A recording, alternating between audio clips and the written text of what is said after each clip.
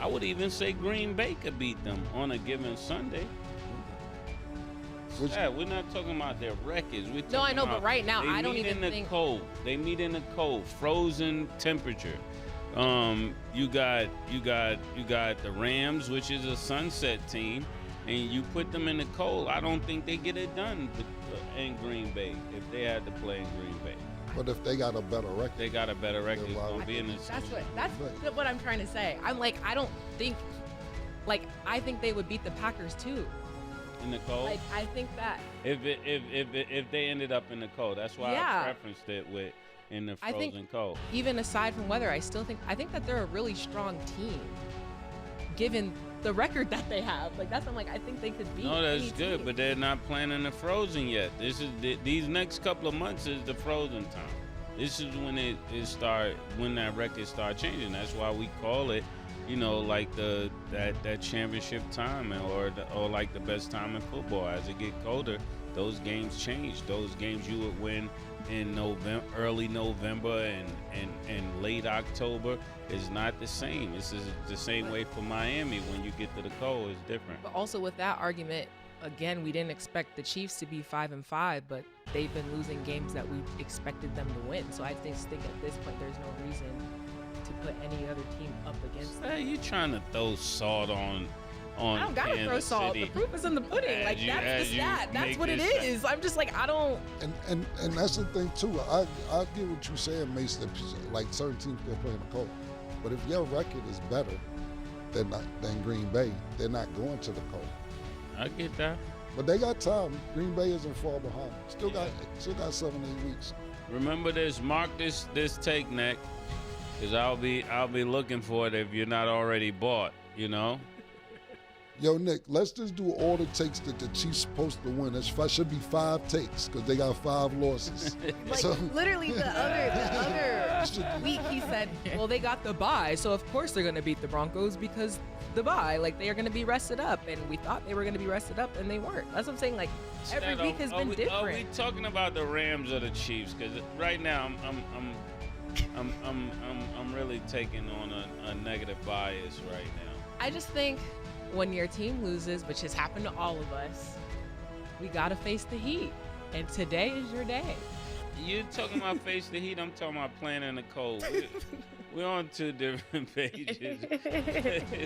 Yeah, but Murder, you making up imaginary scenarios too, though. Nigga, the Rams win. You like, well, when they get to the cold, who said they get to the cold? I'm not making this up. Winter comes every year. Yeah, but it depends on where you at. Winter in Miami is different from winter in Buffalo. That's why I didn't see the groundhog. Like, for us. You got a Colts hat. That is wilding right now. Murder got a Colts hat up here. Now he in Green Bay in the frozen tundra is crazy. But at least I'm happy you said you leaving with the winner. You said it. So yeah, So if the Rams win, he's with the Rams too. There's no not winning. That's what I'm saying. I think there's no way the Rams beat the Eagles. I think there's no way. They lost already to the Eagles, but I don't think it's far-fetched to think. Right now, to me, I don't know if we're going to get to the Eagles game today or not, but the Eagles, to me, they just find ways to win, even if it's ugly. They find ways to win. Okay, moving on to this next game. So the Ravens win their 4th consecutive game after beating the Browns 23-16. Shedeur made his NFL debut after Dylan Gabriel had to exit early due to concussion protocol. So Arabia, what did you think of his debut and then that game as a whole? I was really, really excited to see 12 come on the field. I know we all can criticize his game and say that he holds him to the ball for too long, this, that, and the third, but you can criticize everybody's game. And I think that it's okay to point out things where he can get better, but also root for him. So I'm definitely rooting for him. I was really excited to see him step on the field. But here's the thing. If Joe Flacco was benched in Cleveland, gets shipped off in his division, and starts balling with another team, then Dylan Gabriel comes in. Dylan Gabriel faced some of the same challenges that we saw Shador Sanders face today. They're both getting sacked. They're both just kind of in these precarious situations. I think the Browns' offense is bad. if you've gone through 3 different quarterbacks and all 3 at some point have gone through very similar struggles, and one of them was actually benched and chipped away, I think it has more to do than just with the quarterback. Also, a lot of people are talking about how Shador Sanders hasn't gotten any reps with the ones. A couple things about that. Most backup quarterbacks don't get reps with the ones. That's very normal. If you're a backup quarterback in the NFL, most of the time you don't get reps with the ones. Now, the thing that kind of throws that off is that Dillon Gabriel was getting reps with the ones, and head coach said, well, the reason why he's getting reps with the ones is because Joe Flacco is a veteran. He doesn't need all the reps. We can share it with the rookie. So I think people were expecting the same thing. Well, if Dillon Gabriel got reps with the ones, then why didn't Shedeur Sanders? And there's a whole thing about it. Either way, if he's a backup in the NFL, usually the thought is that you come in and you're prepared. So I think, considering the fact that the Browns' offense is just off, regardless of who's in at quarterback, Shedeur is really getting reps with the ones for the first time since being drafted. And he's coming in against a Ravens defense. I'm not jacking all this Shedeur doesn't look good. Like, we just got to give him a lot of grace. He's a rookie, and there's a lot that's stacked up against him. So I was excited to see him. I'm rooting for him. And I hope we get to see him again. But also, I hope that Dillon Gabriel gets well. And I hate to see it under these circumstances, but I'm rooting for Shedeur. I hope that he does well. Yeah. Shout out to how you say his name, Dillon Gabriel. I definitely hope he gets well. I was really excited to see Shedeur get on the field. But the one thing I was thinking as soon as he came in, the first thing that went through my mind is like, why do you bring them back against this team? Like, if there was a team to come back against, this is already a team that's supposed to be in the past known for great defense, and now you bring Shedeur, and they can't afford to allow Shedeur to go crazy. So they did what they were supposed to do. I think it was very unfortunate he came in against the Ravens, but he did get a shot. So then when your number is called, you got to be ready. I just look at it like that, but I definitely think, like, as time go on, he'll get better, and he'll motivate that team. All the inspiration they're looking for, hopefully bring that to the table, because there's a lot riding on this. It looked like they just threw him in there like to the wolves. To me, that's what it looked like to me. Mace, if Dillon Gabriel get concussion, what else were they supposed to do? They could have put him in before the concussion killer. I'm about to lead the whole show.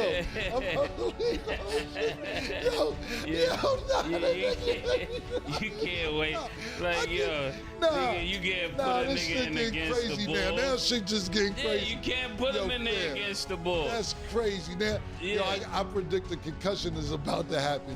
Let's get Shedeur in there. No, listen, Killer, let me explain it. If you ask me a hot question, I'm listening. Because I got an answer. I'm listening. We just saw a giant team. Is this correct, Arabian stat? Where the coach went in the tent and knew this guy was under concussion protocol and said, still leave him in. I don't care what. Don't put, what was that, Russell Wilson in, right? So there's times when they could overrule it. They just chose.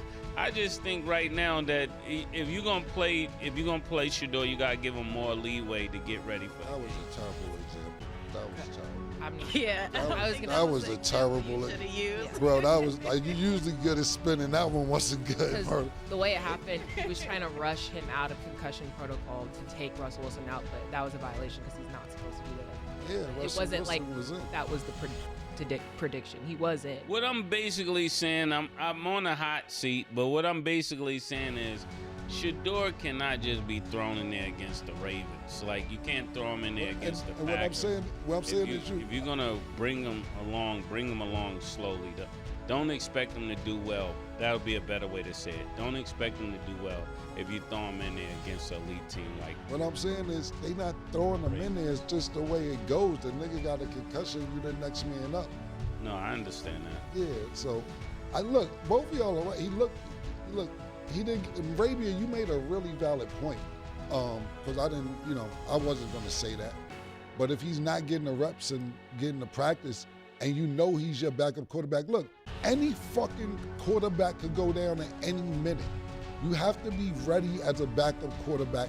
It don't matter what team you in. But if you're not getting the reps and not getting the practice that you're supposed to get, and then you just randomly get thrown in the game, not thrown in, but you have to go in because you're the backup quarterback. Don't expect a lot of production. Like, the nigga didn't fucking get no practices. Because the plan was not to put Shedeur in. Y'all didn't think Dylan Gabriel could get hurt, but anybody could get hurt at any fucking minute. In Arabia, you made some other great points. It's a problem with fucking Cleveland's offense. Their defense is tremendous. They have great defense, but their offense is a problem. I think that you said it. I don't know if you said it on this show, Arabia, or you said it on your show. You said that if you take Cleveland's defense and the Bengals offense and put them together, then you got a complete great team. And that's a fact. Even though the Bengals didn't play great on offense today, they fucking had 80 points in 2 games. Cleveland has a great defense. And these two niggas need to meet in Columbus, halfway in between both fucking cities, because both of them one can't do nothing on offense, one can't do shit on defense. But back to Shedeur. Shit, he didn't fucking get a chance. And I think, to be totally honest with you, when he got in the game, you seen that shit, bro. The defensive coordinator for the Ravens was like, yeah, we got one. We got one. And not to Shedeur's discredit, but he knows that he probably isn't getting the reps. That Arabia said, not just getting the reps, he hasn't played all season. So they dialed up every blitz package they could get. The boy was getting blitzed out of control to the point where he got sacked. Now the defensive niggas, after the sack, they celebration, they doing all this after the fucking celebration. I'm like, after they sacked him, I felt really bad for him out there. Not because, that's my little bro and all that shit, but at the end of the day, it just looks like they weren't ready. In Arabia, you brought some great points up. But I think this is what I will say. When you in concussion protocol, you out next week too. So Dylan Gabriel will not be playing next week if it's a concussion situation. So Shedeur has all week to practice with the team, with the offense, and hopefully he'll get some good reps and he'll play better next week. But yeah, how May said it, they definitely threw him to the wolves, but that's just part of football. When you're next man up, it can be any given Sunday that any quarterback gets hurt. Yeah. But also, to Mace's point, like, it does really suck because people are just going to use this as a thing to be like, oh, we told you Shedeur shouldn't have been in, da-da-da. It's like the whole situation for them is just like, we already know the Deshaun Watson situation. Then you got Dylan Gabriel, then you got Shedeur. Like, you can only go between the two. So just the fact that this was the situation is just like, damn. So I'm hoping there's upside. But then also on the other side, even if it's just in this game alone, the Ravens didn't look too hot either, because we saw that the Browns were ahead for most of the game. And all of the mistakes. Yeah, all the mistakes, like, they were able to catch up. But just the whole game in general was real interesting to watch. But I'm hoping that. But see, to be honest with you, Stat, to add on to what you're saying, and like I said, I'm not fucking throw salt on the wound. Yeah. But it kind of started going the Ravens' way when Shedeur got it. Yeah. Just the fact they scored 13 points in the fourth quarter. Yeah. It's fucked up. Yeah, it's real messed up situation. But next they play the Raiders, so should we? I don't know. You gotta call Tom Brady. You definitely gotta call Tom Brady and get dialed in, because I really hope he does exceptionally well, because I think the situation that they got him in is one where it's predicted to fail, and they're trying to put him in a position to fail. I don't even think the organization of the Browns want him to succeed, and that's a crazy take to say, but that's what it's given. It's not given that they want him to succeed at all. So I don't think if they lose another game that they're surprised or that they even care at this point. If he does well, it's going to be just because he wants to do well, and that's the pedigree that he comes from.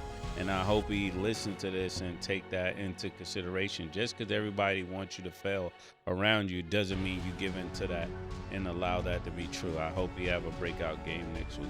But it's still a damned if you do and damned if you don't situation, because then if they do beat the Raiders, people will say, well, it's the Raiders, da-da-da-da. So I'm just hoping. Well, they the Browns. They ain't like those fucking. Y'all the Browns. It's just as bad. Yeah. All I'm going to say is good luck to them. Okay. We're going to go to break. When we return, we will discuss the Bills versus the Bucs. Don't go anywhere. Big dog. What's up, big dogs? Martin Luther King Jr. will be alive today if Tua was the shooter.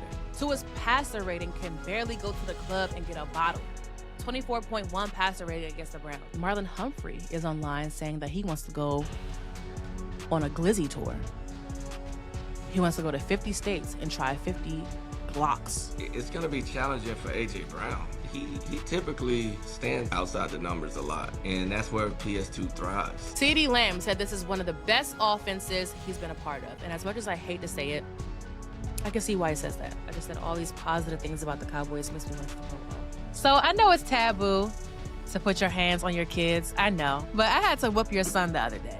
When I evaluate rookies, the best thing I can always say about the ones that are doing the best, they understand pass protection. Pass pro is where you see some rookies struggle. He's not doing that. Let's get into our underdog picks of the day. So today, the Cowboys will play the Raiders. Underdog has Dak Prescott at 1.5 passing touchdowns. Do you have high or lower, Mace? I'm gonna go high. I normally don't do anything favorable with the with Dak, but I'm gonna go high on this. Yeah, I'm going higher too. It's the Raiders. Okay. George Pickens is at 64.5 receiving yards. Do you have him higher or lower, Cam? All right. Yes, higher. And Ashton Genty is at 63.5 rushing yards. Do you have him higher or lower, Mace? I'm gonna go higher. No, I'm going low. Okay. Make sure y'all download the Underdog app and you can make your picks too. So the Bills beat the Bucs 44-32. This 44-32 score is the fourth scoregami in the NFL this season. Arabia, how do you feel about Bucs loss and the Bills winning? So before we get to the actual game, Keon Coleman was benched. And Sean McDermott said before the game, very vaguely, it had nothing to do with performance. And he actually had a great week of practice. They just needed to see more from him. Like, he was just being very vague about it. Fast forward, now we know Sean McDermott alleges that it's because Keon Coleman missed a meeting. So Dion Dawkins spoke about it in the locker room from a veteran perspective and was like, look, he has to grow up. So hopefully Keon Coleman and the Bills can work internally on whatever is going on with him that led to them benching him because of him missing meetings and whatever else it might be, so that he can be available and on the field and the Bills can have him and he can be productive. But on to the actual game, Josh Allen had 3 passing touchdowns and 3 rushing touchdowns. Not only is he the only player in NFL history to do that, he's done it twice. So definitely showing you, like, look, he can definitely put this team on his back and do what he needs to do. And we talked last episode, right? All of us talked about how the Bills have the most pressure on them in this game to win it. And that's exactly what Josh Allen went out and did. He went out and won this game. The Bucs, on the other hand, the Bucs defense over the last 2 games have given up 850 yards and 72 points. So that's very, very concerning. Right now, they lead the NFC South, but it could tilt towards Carolina, potentially. The Carolina Panthers have won 2 of their last 3 games. The Bucs have lost 3 of their last 4. So just something to look out for. And the Bucs have the Rams coming up. So it very well could be 4 of their last 5 after next week. So something to look out for. The NFC South is not secured. It kind of goes back and forth between, it could go back and forth between Carolina and the Bucs. Yes, I think when it comes to the Bills, they did exactly what they should be doing. You know, oftentimes, even from me, I'm the main person says that Josh Allen doesn't get it done when it really, really counts. I think this is one of those games that he took personal. You know, that I'm way above this guy, Baker Mayfield. I know we think he's kind of good, and we never did put them on the same level. I'm not saying that, but when you get to these type of games where this is a must, I thought this was a must-win game for the Bills, just so they can keep moving in a direction that's away from what I said they normally do around this time, which is start going in the opposite direction and end up losing in the playoffs to the Chiefs. So it's just giving all of the criteria to show people that it is a new year. This year, I'm not sure who will win it. It looked like Buffalo is trying to do their thing the most out of the AFC, and I'm really looking forward to seeing who comes out of that at this point. But when you think of Josh Allen, what you said, he had 3 touchdowns running and 3 touchdowns passing. It was just no way that the Bucs was going to beat a team when Josh Allen is playing that well. It's just impossible. I told niggas. Tampa Bay may not win this division.